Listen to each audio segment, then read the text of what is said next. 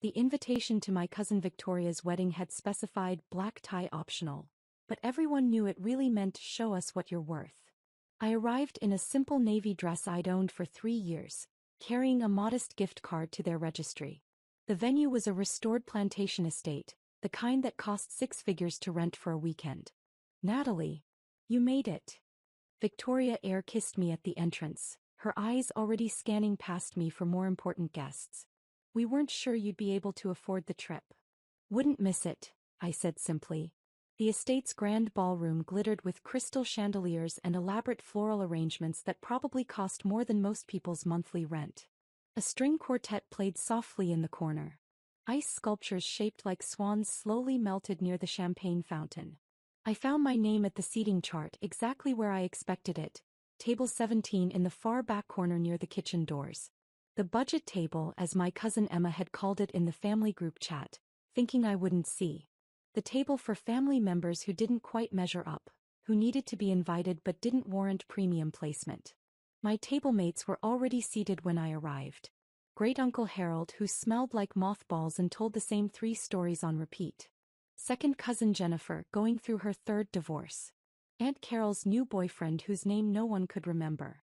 And my younger cousin David, fresh out of college and already apologizing for not having made it yet. "Natalie," David said, brightening when he saw me. "Thank God, someone normal." I smiled and took my seat. The centerpiece was smaller than those at the front tables, the flowers slightly less fresh. Our champagne was Prosecco. Our table linens had a small stain that someone had tried to flip underneath. From our position I had a perfect view of the important tables. Table 1, closest to the bride and groom's sweetheart table, held Victoria's new in-laws, old money, the kind that whispered rather than shouted. Table 2 was my successful cousins. Emma and her hedge fund manager husband, Marcus and his surgeon wife, Christina, who'd just made partner at her law firm. Table 3 was my mother's siblings and their accomplished children. Aunt Sarah, who never missed an opportunity to compare her children's achievements to mine. Uncle Richard, whose son had just been promoted to vice president at a Fortune 500 company. Aunt Catherine, whose daughter was a published author with a book tour across 12 states. My mother sat at table 4, positioned so she could see me but with enough distance to maintain plausible deniability about our relationship. She wore her disappointment like a designer handbag, expensive and obvious. The ceremony began at 6. Victoria looked stunning in her custom Vera Wang gown. Her fiancé, Preston, came from a family that owned a chain of luxury car dealerships across the South. The vows were traditional, the kiss was perfectly timed for photographs, and the recession was exactly long enough to allow the important guests to reach the cocktail hour first. At the cocktail hour, I accepted a glass of Prosecco and examined the elaborate appetizer stations.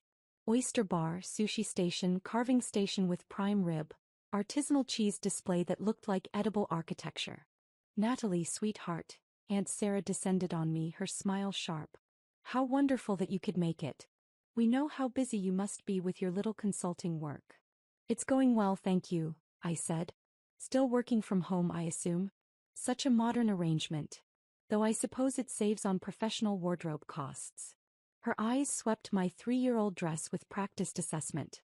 Uncle Richard joined us, bourbon in hand. "Natalie, haven't seen you since last Christmas. Still doing that independent contractor thing?" "I am." "Brave," he said in a tone that clearly meant foolish. "No benefits, no security, no real career track. But I suppose some people prefer flexibility over stability." Cousin Emma approached with her husband Bradley. "Oh, Natalie. We were just talking about you." Bradley was asking which family members had real careers versus hobbies. Bradley laughed, the sound like ice clinking in an empty glass. "Emma explained you do some kind of freelance work? Consulting, is it?" "Strategic business consulting," I said quietly. "How quaint," Aunt Sarah interjected. "My neighbor does something similar. Charges $50 an hour to help small businesses with their social media. Is that the sort of thing you do?" "Something like that," I replied. My mother appeared, her smile tight. "Natalie, darling, why don't you try the shrimp? It's quite good.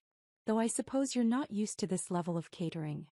Marcus joined the growing circle, his surgeon wife Priya on his arm. "Natalie. Good to see you." Priya and I were just discussing how impressive Victoria's wedding is. Preston's family really knows how to throw an event. This must be quite the experience for you. It's lovely, I said.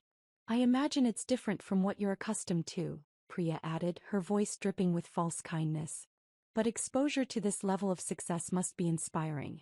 Show you what's possible when you really apply yourself. Christina appeared with a champagne flute.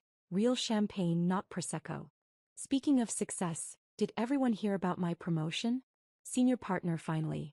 The firm is giving me the corner office and doubling my support staff. Congratulations erupted around the circle. Aunt Sarah beamed. Uncle Richard raised his bourbon and toast.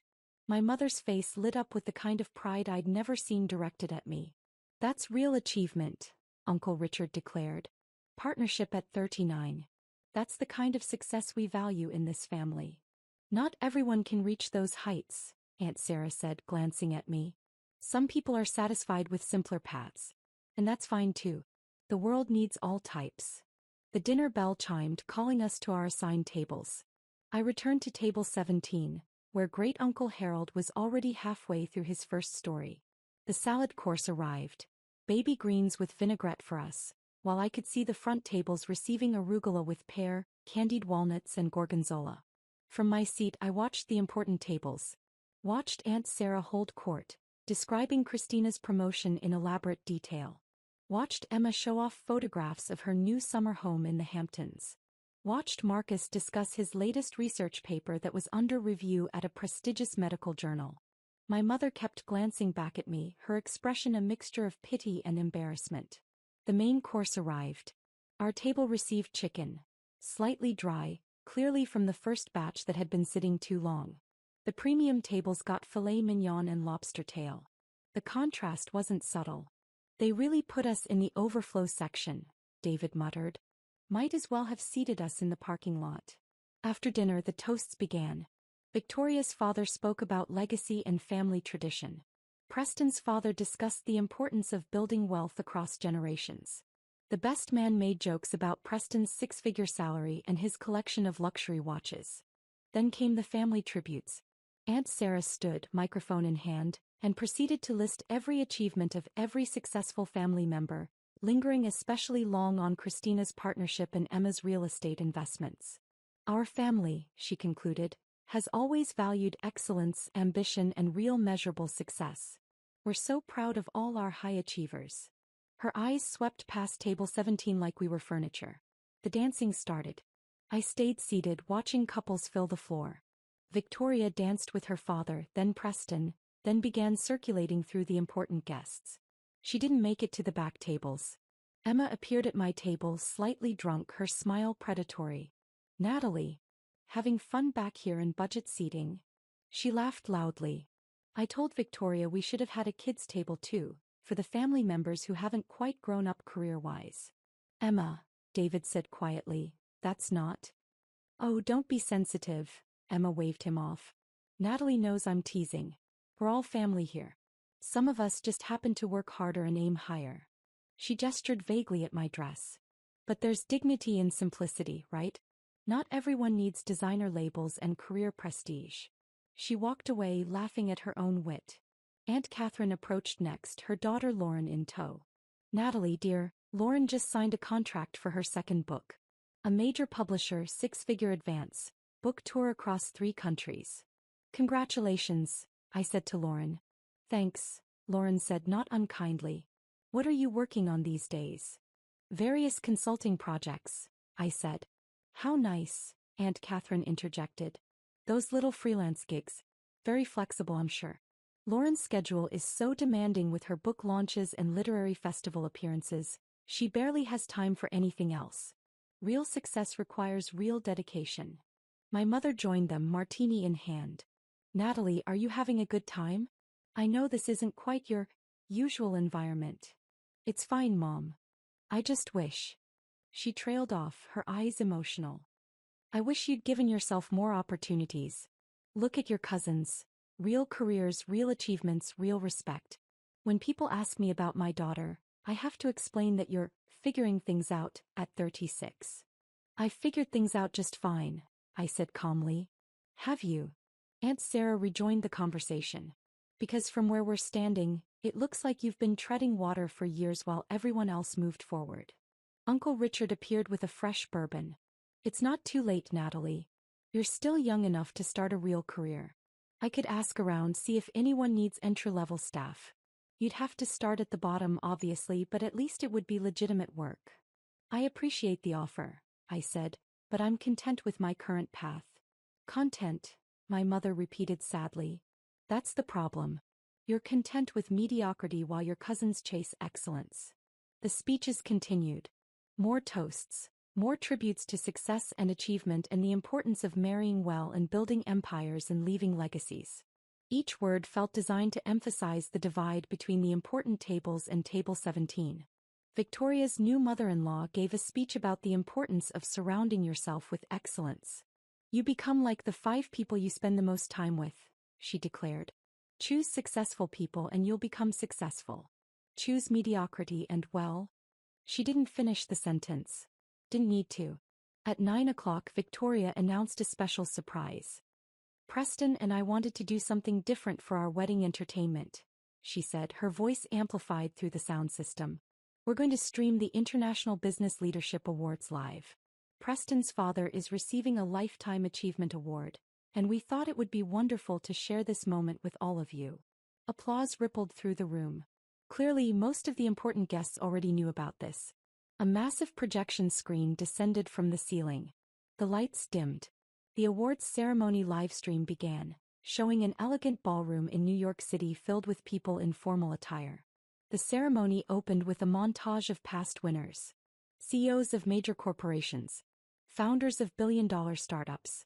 Leaders who'd revolutionized entire industries. The host appeared, a famous business journalist whose books I'd actually read. Welcome to the 25th Annual International Business Leadership Awards, she announced. Tonight we honor the visionaries, the innovators, the leaders who have fundamentally transformed how we do business in the modern era. At Victoria's wedding, the front tables watched with interest. Table 17 was mostly ignored. Great-Uncle Harold had fallen asleep and Jennifer was scrolling through her phone. The ceremony began with the smaller categories. Innovation in technology. Breakthrough Startup of the Year. Excellence in Sustainable Business Practices. Each winner gave a brief speech, accepted their crystal trophy and exited. Aunt Sarah turned in her seat to look at me. Even from this distance I could see her smirk. This was exactly her kind of event. Celebrating the type of success she valued, the type she wished I'd achieved. The host returned to the podium. And now we come to our major awards of the evening. First, the Global Impact Award, presented to the individual whose business has created the most significant positive change across multiple countries and industries. The screen showed images of hospitals, schools, clean water facilities, manufacturing plants, community centers. All funded and built by the award winner's corporation and charitable foundation. This year's recipient, the host continued, has built an enterprise that operates in 37 countries, employs over 60,000 people, and has pioneered breakthrough approaches to ethical supply chain management, sustainable manufacturing and corporate social responsibility. More images flashed. Factories with solar panels, employee programs providing free education and healthcare, community investment initiatives, environmental restoration projects. Their work in transforming traditional consulting into a model that empowers local businesses in developing economies has created over 200,000 jobs globally. Their charitable foundation has donated $1.8 billion to education and infrastructure development. Victoria's guests were watching with polite interest. This wasn't Preston's father. His award was later. But it was impressive enough to maintain attention. Ladies and gentlemen, the host said, the Global Impact Award goes to Natalie Morrison, founder and CEO of Morrison Global Strategic Consulting. The wedding reception erupted in confused whispers. On the screen I appeared, walking onto the stage in New York City in a custom-tailored black gown, hair professionally styled, diamonds at my throat and ears. I looked nothing like the simple woman in the navy dress sitting at table 17. That can't be, Aunt Sarah started. Is that our Natalie? Emma's voice carried across the room. My mother's martini glass slipped from her hand, shattering on the floor. On screen, I accepted the crystal trophy, shook hands with the host, and approached the microphone. Thank you. My voice echoed through both the New York ballroom and Victoria's wedding reception. When I started Morrison Global 13 years ago, people thought I was crazy to leave a stable corporate job to pursue independent consulting. My family was particularly concerned. Nervous laughter rippled through both audiences. I was told I was choosing a hobby over a real career, I continued. That freelancing was just a temporary phase. That I needed security, benefits, a traditional path. But I saw something different. I saw an opportunity to revolutionize how businesses approach strategic consulting, particularly in emerging markets. The screen showed graphs of exponential growth, maps of global expansion, photographs of the lives changed by Morrison Global's work. Today, Morrison Global operates in 37 countries with offices in 23 major cities. We employ 63,000 consultants, analysts, and support staff. Last year, our revenue exceeded $4.3 billion, with 40% going directly back into our charitable foundation and employee profit-sharing programs. At Victoria's wedding, the silence was absolute. I built this company quietly, I said from the screen. I've never sought publicity or recognition. I've maintained a simple personal life, working from a home office, avoiding the trappings of wealth that many associate with business success. Because the success was never about me, it was about proving that business can be a force for genuine good in the world. The host returned to the stage. Ladies and gentlemen, Natalie Morrison has been called the most influential management consultant of her generation.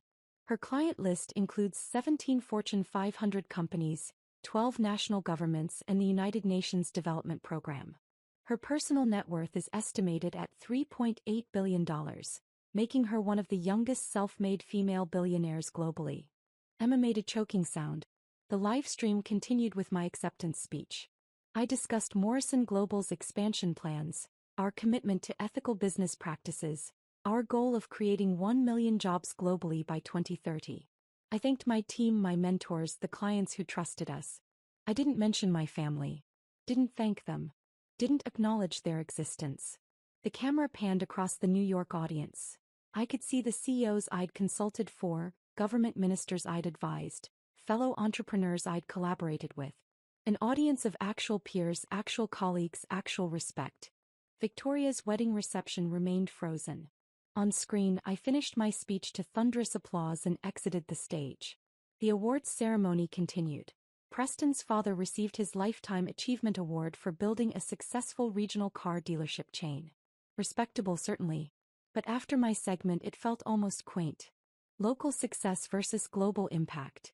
Millions versus billions. When the live stream ended and the lights came back up, Victoria stood at her microphone, face pale. I didn't know, she stammered.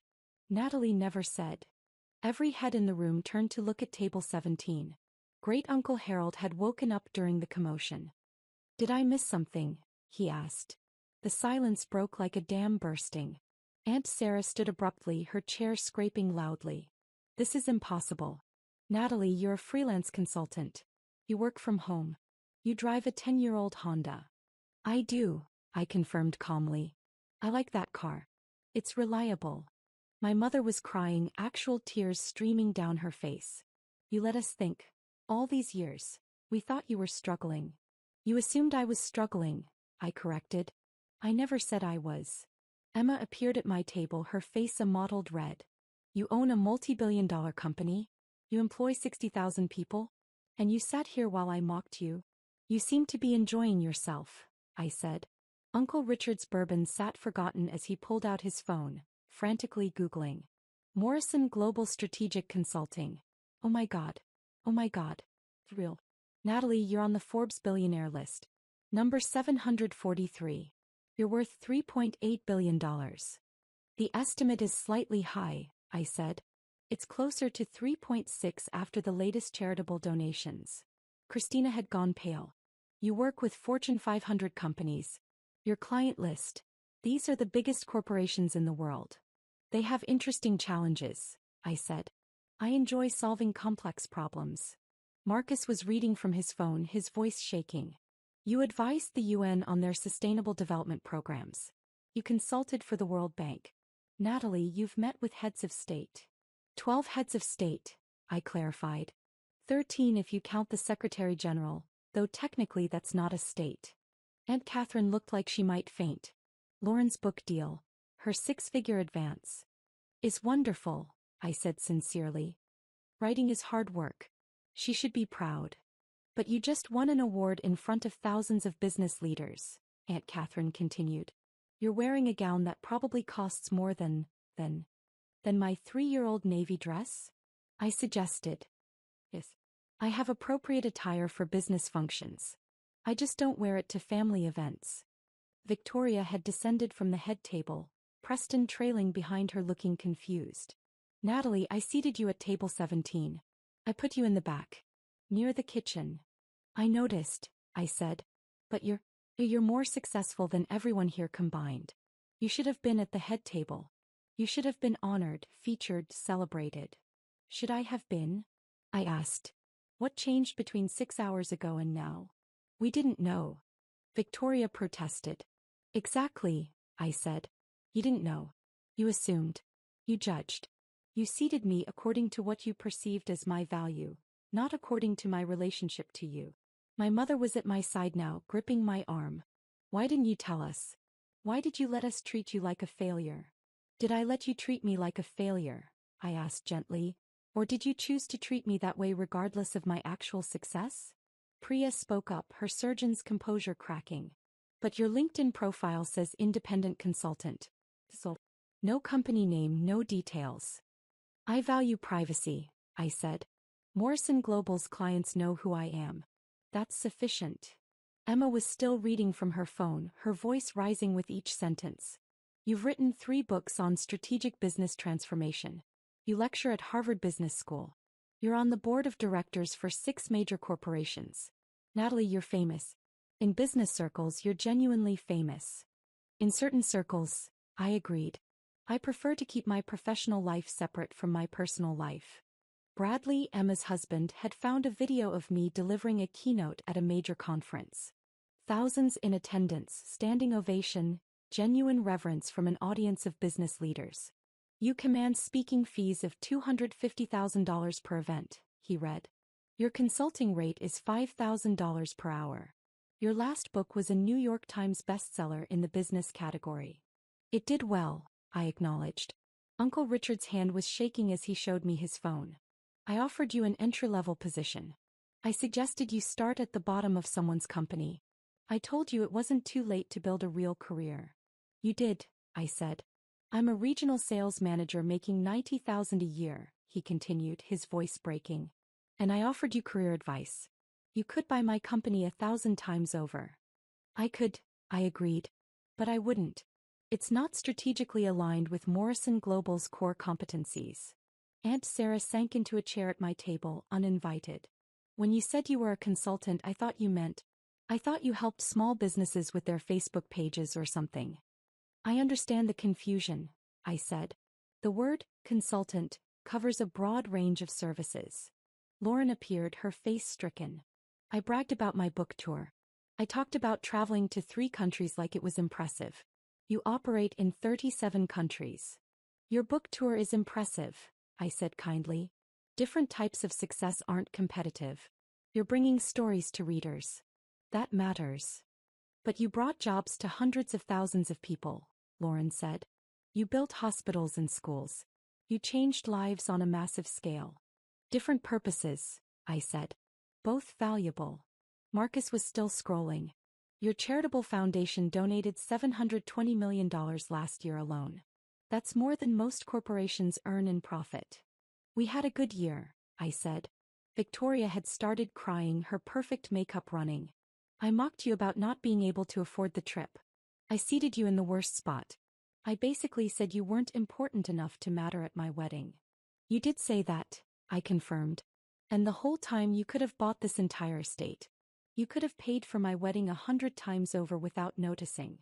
Probably closer to 200 times, I said. But yes.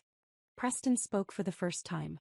My father is receiving a Lifetime Achievement Award for building 17 car dealerships across 4 states. He was so proud. He's worked his whole life for this recognition. He should be proud, I said. Building a successful regional business is an achievement. But you just won the Global Impact Award, Preston continued. The actual Global Impact Award. They called you one of the most influential business leaders in the world. They were very kind, I said. Emma's voice was a whisper. I called your career simple. I said you were the budget table success story. I made jokes about you not having grown up career-wise. You did, I said calmly. And you just sat there. You didn't defend yourself. You didn't tell us we were wrong. Would it have mattered? I asked. If I'd said, actually, I run a multi-billion-dollar global consulting firm, would you have believed me? Or would you have thought I was delusional or lying? Silence. That's what I thought, I said. My mother was openly sobbing now. I told you I was embarrassed when people asked about you. I said you'd chosen mediocrity. I wished you'd given yourself more opportunities. I remember, I said. But you've accomplished more than all of us combined. More than I ever dreamed possible. Different dreams, I said. I wasn't trying to compete with anyone. Christina's phone showed my Wikipedia page. Your company has won 17 major industry awards. You've been profiled in The Economist, Fortune, Forbes, Bloomberg. There's a case study about your business model taught at 8 business schools.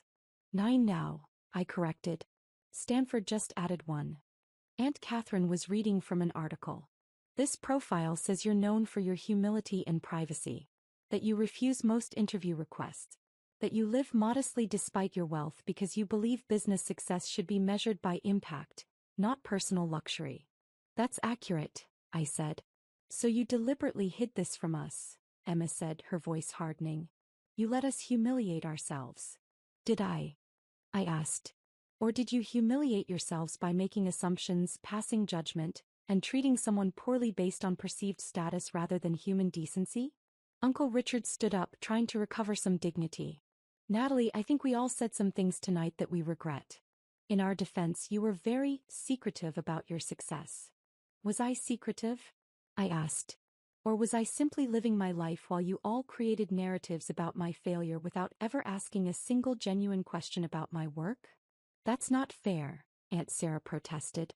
Isn't it? In 13 years, how many of you ever asked me about my business?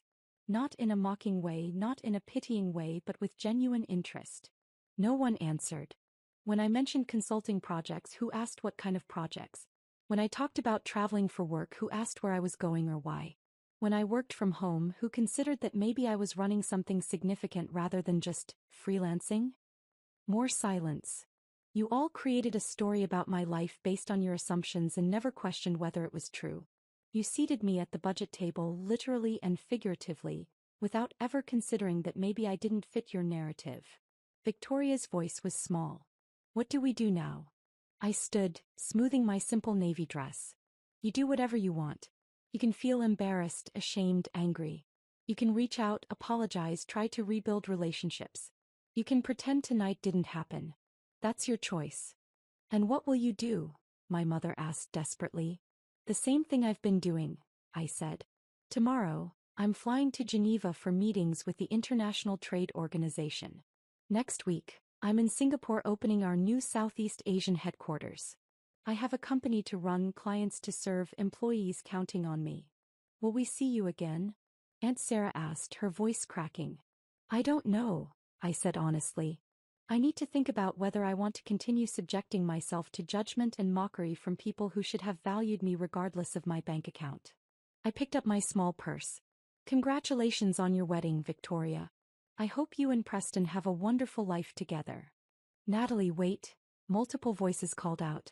But I was already walking toward the exit, my simple dress seeming almost regal now, my modest appearance transformed by the weight of truth. Behind me I heard Emma say, "She's really leaving. She's actually just leaving." What did you expect? David said quietly. You treated her like garbage. Now you know she's important and suddenly you care. But she's been the same person all along. I smiled at David's words but didn't turn back. Outside I called my driver. Yes, I had a driver, but he waited discreetly in an unmarked sedan because I valued privacy. Ready to go, Ms. Morrison? He asked. Ready, James, I said. My phone started buzzing before we even left the parking lot. Text messages flooding in. Apologies, explanations, desperate attempts at reconciliation. I silenced them all. Instead, I called my executive assistant. Margaret, the Geneva meetings. Can you move them to Monday? I'd like an extra day to prepare. Of course, Ms. Morrison. I'll notify the delegation. By the way, the awards ceremony went beautifully. You're trending on business Twitter. Wonderful, I said drily. That's exactly the attention I wanted. She laughed. You knew accepting the award publicly would get attention. Was it worth it? I thought about my family's faces. The shock, the shame, the sudden desperate need for my approval. Yes, I said. It was worth it. We drove through the night, away from the plantation estate and its illusion of importance, away from the people who'd valued appearance over substance, away from the family who'd needed external validation to see my worth. My phone buzzed again. My mother. Please call me. I love you. I'm so sorry. I was so wrong about everything. Rebecca, I don't even know what to say. I'm ashamed. Can we talk? Uncle Richard, I was completely out of line. You deserved respect regardless of your career. Please forgive me. Even Emma, you have every right to hate us. I hate myself right now. What I said was unforgivable. I put the phone away and watched the city lights blur past the window. They were sorry now. Now that they knew. Now that they'd seen the proof on a screen, heard it from an authoritative third party, seen the numbers and awards and validation from people they considered important. But would they have been sorry if I'd remained what they thought I was? A struggling freelancer with a simple life and modest means? I already knew the answer. Tomorrow I would wake up in my comfortable, unpretentious apartment. I would review the Geneva presentation materials. I would check in with my executive team across 6 time zones. I would approve the latest charitable foundation grants. I would be exactly who I'd always been. A person who measured worth by impact rather than appearance, by character rather than status, by genuine accomplishment rather than superficial markers of success. And I would do it all without needing their validation, their approval, or their belated respect. The road ahead was dark and quiet, but I'd never felt more clear about my path. Some families love you for who you are. Others need a live stream and a global award to even see you. I'd finally learned which kind of family I had. And more importantly, I'd learned I didn't need them to know my worth. I'd always known it myself.